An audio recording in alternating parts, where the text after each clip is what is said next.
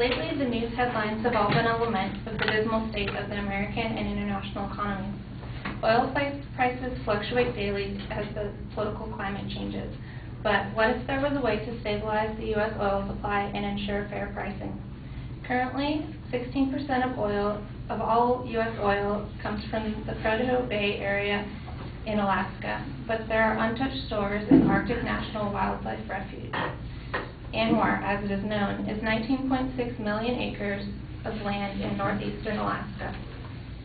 92% of this is a permanent refuge. 2,000 acres, called the coastal plain, are being considered for oil development. The U.S. Department of Interior, in their 1987 study, estimated as much as 9.2 billion barrels of oil could be present in the coastal plain. My goal today is to convince you that oil exploration in the Arctic National Wildlife Refuge would benefit the United States economy for years to come.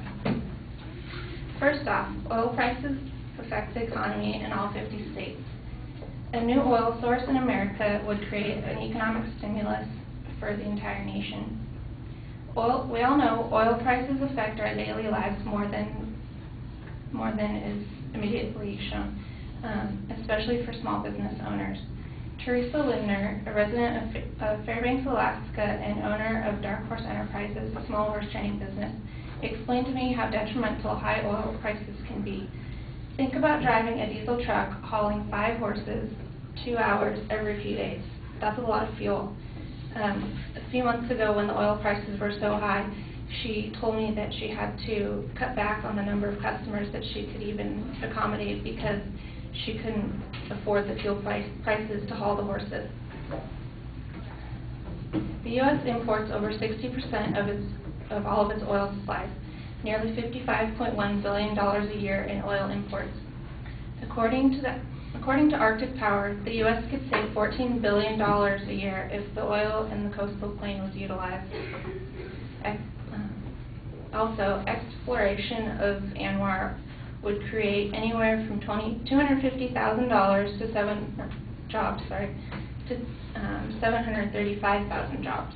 The National Defense Council Foundation said in their 2003 study that jobs would not only be created in Alaska, but in all 50 states if the coastal plain was developed. California alone would gain up to 335,000 new jobs.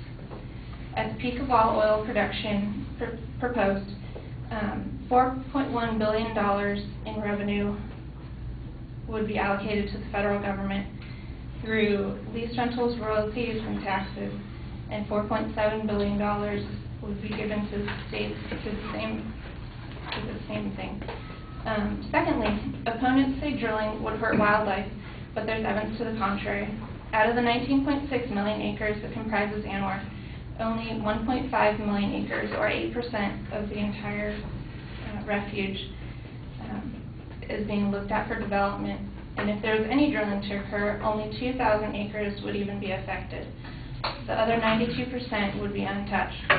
The wildlife would not be harmed in this area.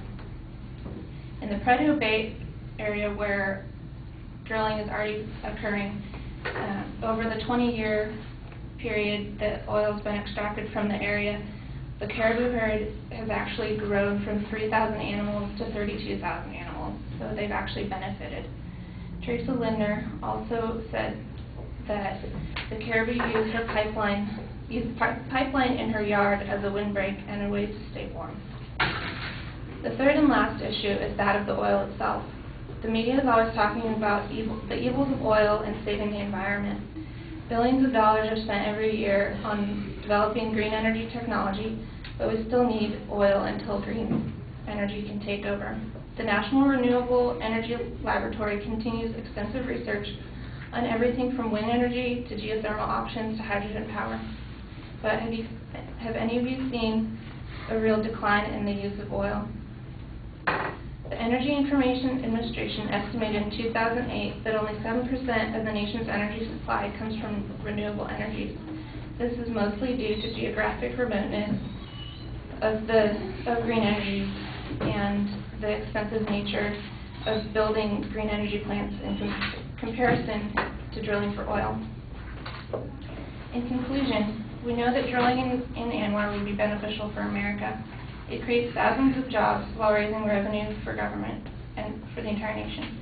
The wildlife in the area would not be harmed in the process, and oil is necessary until green energy takes over. I hope this information has convinced you of the merits of oil exploration in Alaska's Arctic National Wildlife Refuge.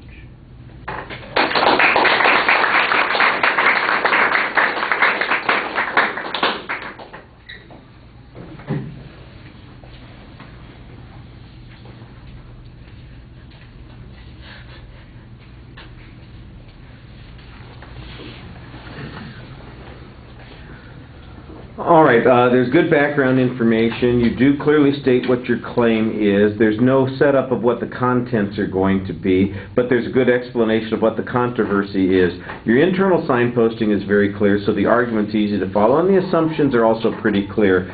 There's a problem with the second point because it's mostly a rebuttal argument. It doesn't deal directly with the claim that you're presenting about what the benefit would be. It's really an attempt to answer a potential disadvantage argument to a policy of drilling in the area. There might be a way to rephrase your claim so that such an argument would be appropriate to include, but like I said, I don't think it directly points to the claim that you're advancing.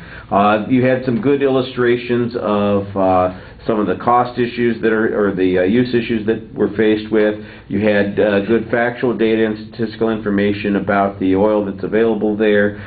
Generally, you gave good source citations on that information. Sometimes I thought the information could be a little bit deeper. You seem to be scratching the surface on some of the information.